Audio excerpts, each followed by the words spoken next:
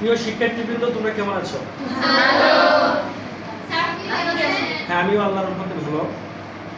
আচ্ছা প্রিয় শিক্ষার্থীবৃন্দ, আমরা আজকে যে বিষয়টি আলোচনা করতে যাচ্ছি এটা হচ্ছে তোমাদের একেবারে নতুন, তাই না? তোমরা কি পরিমিতি আগে কোনোদিন কখনো পড়েছো? 6 to 8 পর্যন্ত পড়েছো, কোথাও পরিমিতি পড়ো নাই। কিন্তু মজার বিষয় হচ্ছে পরিমিতি না পড়লেও দেখবে পরিমিতির যে প্রয়োগ তোমরা ঠিকই করে এসেছো। ঠিক আছে, তাহলে চলো আমরা প্রথমেই দেখি পরিমিতি কি। পরিমিতিকে ইংরেজিতে বলা হয় মেনসিউরেশন। ঠিক আছে, তাহলে পরিমিতি কি? পরিমিতি কি আমি প্রথমেই বলছি, লক্ষ্য করো। কি হচ্ছে জ্যামিতির একটি শাখা। প্রথম কথা, পরিমিতি হচ্ছে জ্যামিতির একটি শাখা। তাহলে জ্যামিতিতে কি কি থাকে? বিভিন্ন চিত্র, আকৃতি, শেপ, এটা থাকে জ্যামিতিতে। তাহলে বোঝা যাচ্ছে পরিমিতি হচ্ছে, পরিমিতির মধ্যেও কি থাকবে? বিভিন্ন আকৃতি, শেপ, চিত্র থাকবে, যেহেতু এটা জ্যামিতির একটি শাখা। তবে পরিমিতি আলাদা কেন নাম দেওয়া হয়েছে? পরিমিতি আলাদা নাম দেওয়া হয়েছে এই জন্যই এখানে বিভিন্ন জ্যামিতিক আকৃতির ক্ষেত্রফল, পরিসীমা, আয়তন ইত্যাদি নির্ণয় করা হয়। বুঝতে পারছো? জ্যামিতিক আকৃতির বা বিভিন্ন শেপের কি নির্ণয় করা হয়? ক্ষেত্রফল, আয়তন, পরিসীমা, পৃষ্ঠতল ইত্যাদি নির্ণয় করা হয়। এই জন্য এর নাম হয়েছে পরিমিতি বা ইংরেজিতে মেনসিউরেশন। এখন শোনো, পরিমিতিতে তোমাদের নবম শ্রেণীর জন্য যে বইটা নির্ধারণ করা হয়েছে, নবম এবং দশম শ্রেণীর পরিমিতিতে তোমাদের অধ্যায় হচ্ছে কত? 16। চ্যাপ্টার কত এটা? 16।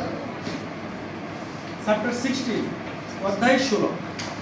লক্ষ্য করো, এই 16 অধ্যায়ে বেশ কয়েকটি আলাদাভাবে অনুশীলনী রয়েছে। 16.1, 16.2, 16.3, 16.4। এই 4টা অনুশীলনী বা আলাদা আলাদাভাবে বিভিন্ন ক্ষেত্রফল নির্ণয় করার জন্য বলা হয়েছে। যেমন তোমরা মনে রাখবে 16.1 হচ্ছে ত্রিভুজ সংক্রান্ত। কি সংক্রান্ত? ত্রিভুজ। 16.2 হচ্ছে চতুর্ভুজ সংক্রান্ত, চতুর্ভুজ। 16.3 হচ্ছে বৃত্ত সংক্রান্ত। আর 16.4 হচ্ছে, এটা হচ্ছে বেলন, কোণক, ঘনক ইত্যাদি সম্পর্কে।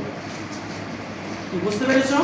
তাহলে তোমাদের 4টা অনুশীলনের আলাদাভাবে প্রত্যেকটা বিষয় আলাদা আলাদা রয়েছে। এখন আমরা ফার্স্ট টাইম 16.1 ত্রিভুজ সংক্রান্ত আমরা কি আলোচনায় যাব। ঠিক আছে, তাহলে এটা কোন অনুশীলনীতে থাকবে? 16.1 থাকবে। তোমরা নিশ্চয়ই জানো এই 16.1 এখানে 1 থেকে 4 পর্যন্ত যে 4টা অনুশীলনী রয়েছে পরিমিতি, এই পরিমিতি আর ত্রিকোণমিতি, পরিমিতি এবং ত্রিকোণমিতি মিলে একটা বিভাগ। কোন বিভাগ প্রশ্নে? এটা গ বিভাগ। কোন বিভাগ? গ বিভাগ। প্রশ্ন কয়টা থাকে? নতুন নিয়মে 2টি সৃজনশীল প্রশ্ন থাকবে। ঠিক আছে, ত্রিকোণমিতি ও পরিমিতি। তাহলে চলো আমরা যাই, এই 16.1 নিয়ে আলোচনা করব। ওই বাকিগুলো আমরা ধারাবাহিকভাবে আলোচনা করব। 16.1 হচ্ছে ত্রিভুজ সংক্রান্ত। কি সংক্রান্ত? ত্রিভুজ সংক্রান্ত।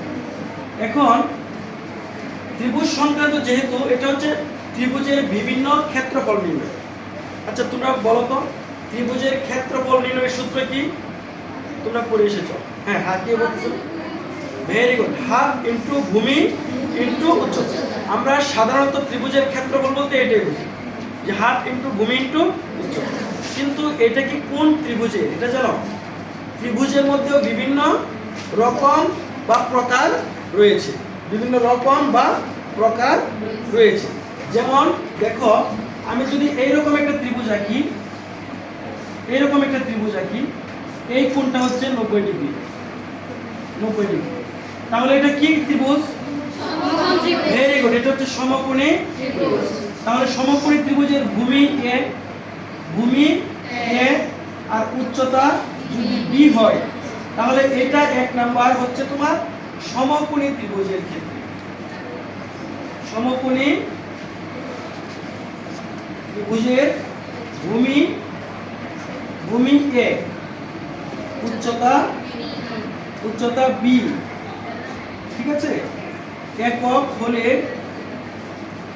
একক হলে ক্ষেত্রফল, ক্ষেত্রফল কি? হাফ এ বি বর্গ একক। আরেকটা কথা মনে রাখবে, ক্ষেত্রফল যেখানে থাকবে বর্গ শব্দটা থাকবে। যেখানে ক্ষেত্রফল থাকবে এখানে কি থাকবে? বর্গ। এবার এটা একক বলতে সেন্টিমিটার হইতে পারে, মিটার হইতে পারে, ফুট হইতে পারে। আবার আয়তন যেখানে থাকবে আয়তন, এখানে আবার ঘন শব্দ থাকবে। ক্ষেত্রফলে কি থাকবে? বর্গ। এটা এটা কেন বর্গ? এটা হচ্ছে দ্বিমাত্রিক, হয়তো দৈর্ঘ্য বা প্রস্থ দুইটা জিনিসের পরিমাপ করা হয়, বুঝতে পারছো? দ্বিমাত্রিক পরিমাপ করা হয়, এই জন্য এই শব্দটা বর্গ ব্যবহার করা হয়। আচ্ছা, তাহলে আমরা দেখলাম এই যে তোমরা শিখেছো হাফ এ বি, দেখো হাফ ইনটু ভূমি এ, উচ্চতা হচ্ছে বি, তাহলে হাফ এ বি বর্গ একক। এটা কোন ত্রিভুজের ক্ষেত্রে? সমকোণী ত্রিভুজের ক্ষেত্রে। সমকোণী ত্রিভুজের ক্ষেত্রে। আরেকটা চিত্র দেখো, ধরো এইরকম একটা চিত্র দেওয়া আছে, এরকম একটা চিত্র দেওয়া আছে, দেখা যাচ্ছে ত্রিভুজের দুইটা বাহু দেওয়া আছে এ আর আরেকটা বাহু দেওয়া আছে বি, এবং এইখানে একটা কোণ দেওয়া আছে থিটা। তাহলে এইটার ক্ষেত্রে ক্ষেত্রফল আরেক রকম। যেমন ত্রিভুজের, লক্ষ্য করো, ত্রিভুজের দুই বাহু, দুইটি বাহু নিয়ে আলাদা আলাদা ভাবে বিভিন্ন ক্ষেত্রফল নির্ণয় করার জন্য বলা হয়েছে। যেমন তোমরা মনে রাখবে 16.1 হচ্ছে ত্রিভুজ সংক্রান্ত। কি সংক্রান্ত? ত্রিভুজ। 16.2 হচ্ছে চতুর্ভুজ সংক্রান্ত, চতুর্ভুজ। 16.3 হচ্ছে বৃত্ত সংক্রান্ত, আর 16.4 হচ্ছে, এটা হচ্ছে বেলন, কোণক,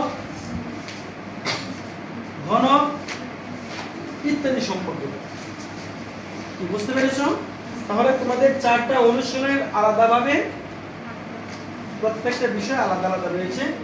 এখন আমরা ফার্স্ট টাইম 16.1 ত্রিভুজ সংক্রান্ত আমরা কি আলোচনায় যাব, ঠিক আছে? তাহলে এটা এটা কোন অনুশীলনীতে থাকবে? 16.1 এ থাকবে। তোমরা নিশ্চয়ই জানো এই 16.1 এখানে 1 থেকে 4 পর্যন্ত যে চারটা অনুশীলনী রয়েছে পরিমিতি, এই পরিমিতি আর ত্রিকোণমিতি,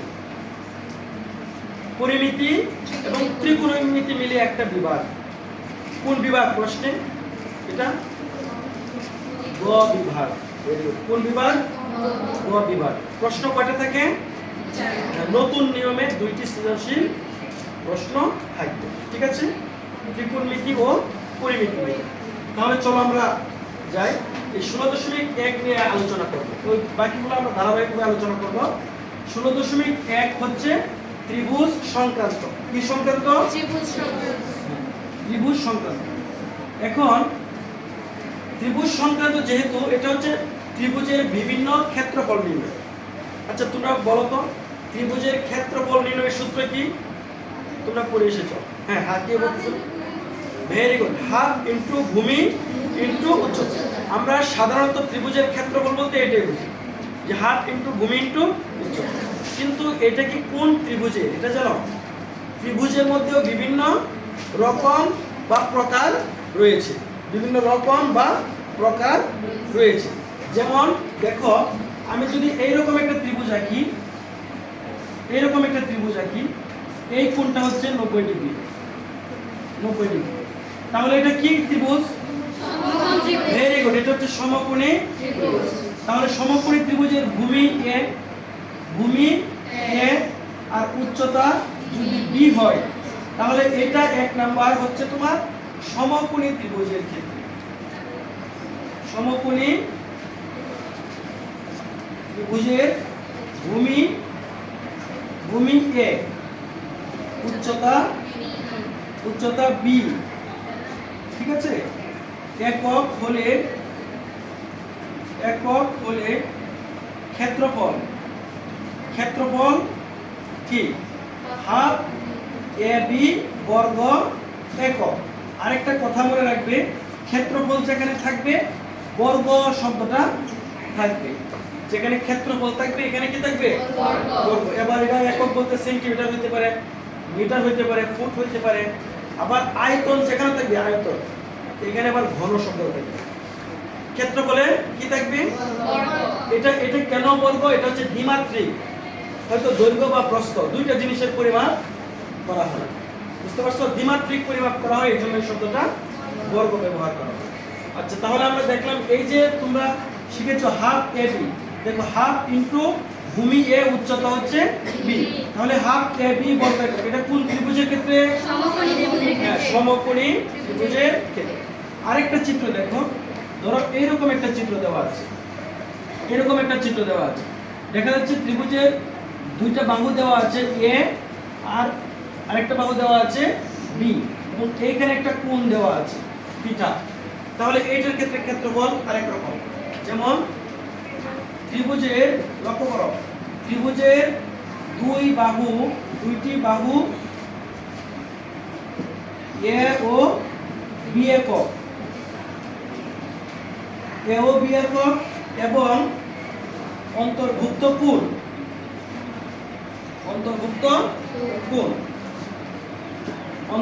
কোণ থিটা। কি করে এটা? থিটা। কোনটা কি? থিটা। অন্তর্ভুক্ত কোণ থিটা হলে এইটারও একটা ক্ষেত্রফল আছে। ক্ষেত্রফল আমরা নিচে লিখি, ক্ষেত্রফল এটা হচ্ছে হাফ AB sin থিটা। লক্ষ্য করো, এটা কিন্তু আবার সমকোণী ত্রিভুজ না। সমকোণী ত্রিভুজ হওয়ার জন্য লম্ব লাগবে 90 ডিগ্রি লাগবে, এটা কিন্তু কোণ উল্লেখ নাই। দুইটা বাহু দেওয়া আছে, আর কি দেওয়া আছে? দুইটা বাহুর অন্তর্ভুক্ত কোণ, মনে করো 30 ডিগ্রি হইতে পারে, 40 ডিগ্রি, 60, যে কোনো কোণ হইতে পারে। তাহলে ক্ষেত্রফলের সূত্র হচ্ছে এটা, হাফ AB sin থিটা বর্গ একক, ঠিক আছে। এরপরে দেখো, ত্রিভুজের যদি এইরকম হয়, তিনটা বাহু, ভিন্ন ভিন্ন তিনটা বাহু এরকম, মনে করো A B C, তিনটা বাহু তিন রকম, কি মাপে কি দৈর্ঘ্যে কি একই না ভিন্ন, বলো তো? হ্যাঁ, তাহলে এখন এইখান থেকে তিন নাম্বার আমরা লিখব যে ত্রিভুজের তিনটি বাহু A B ও C একক হলে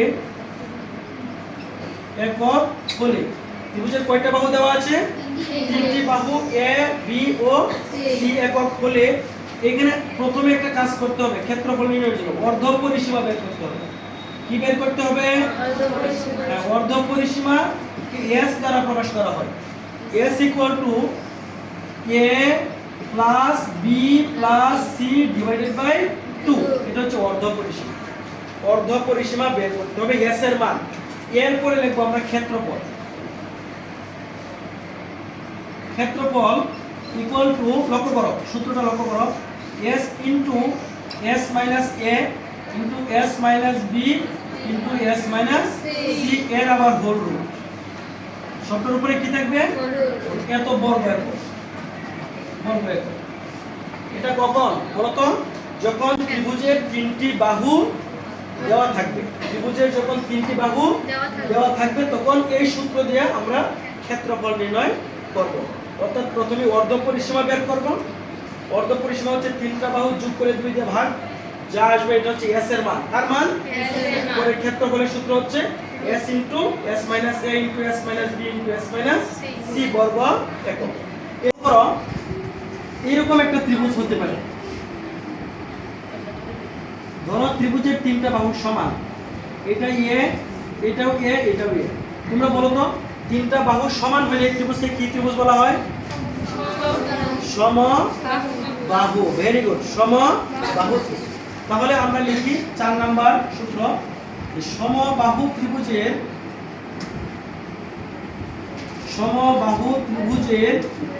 প্রত্যেক বাহুর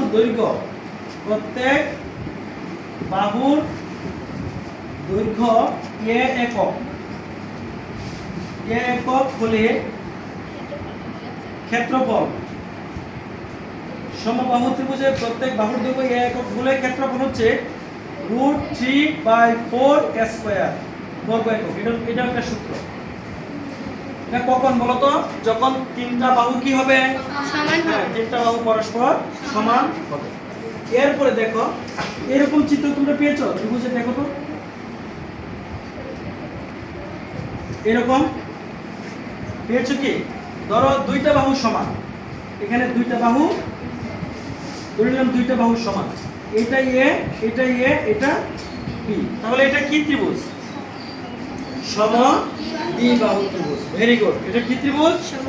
সমদ্বিবাহু ত্রিভুজের দুইটা বাহু সমান আর একটা বাহু কি থাকবে? অসমান। তাহলে এবার আমরা লিখি 5 নাম্বার সূত্র, সমদ্বিবাহু ত্রিভুজের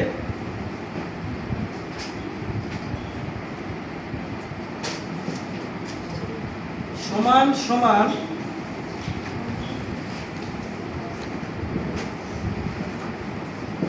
বাহুর দৈর্ঘ্য a একক এবং ভূমি b একক হলে ক্ষেত্রফল b/4 √4 square minus b square বর্গ একক। কি বুঝতে পেরেছো? দেখো, তোমরা শুধু জানো ত্রিভুজের ক্ষেত্রফল হাফ ইনটু ভূমি ইনটু উচ্চতা। আজ আমরা দেখলাম ওই সূত্র ছাড়াও আরো 4টা সূত্র রয়েছে এবং প্রত্যেকটা ভিন্ন ভিন্ন ত্রিভুজের ক্ষেত্রফল নির্ণয়ের সূত্র। তোমাদের 16.1 পরিমিতির 16.1 অনুশীলনীর সমাধান যে প্রবলেমগুলো আছে এগুলো সলভ করতে চাইলে আমাদের এই সূত্রগুলো কি করতে হবে? মুখস্থ বা শিখে রাখতে হবে। এগুলা শিখে রাখতে হবে, ঠিক আছে? তাহলে আমরা মোট কয়টা সূত্র পেয়েছি? 5টা। এই 5টা সূত্র তোমাদের ভালোভাবে শিখে নিতে হবে, তাহলে আমরা ওই অনুশীলনের 16.1 এর প্রবলেমগুলো দ্রুত সলভ করতে পারবো, ঠিক আছে? তোমাদেরকে এখানে কারো কোনো প্রশ্ন আছে? বুঝতে পেরেছো এগুলা? জি স্যার। তাহলে এগুলা খাতায় উঠিয়ে নাও। ধন্যবাদ সবাইকে।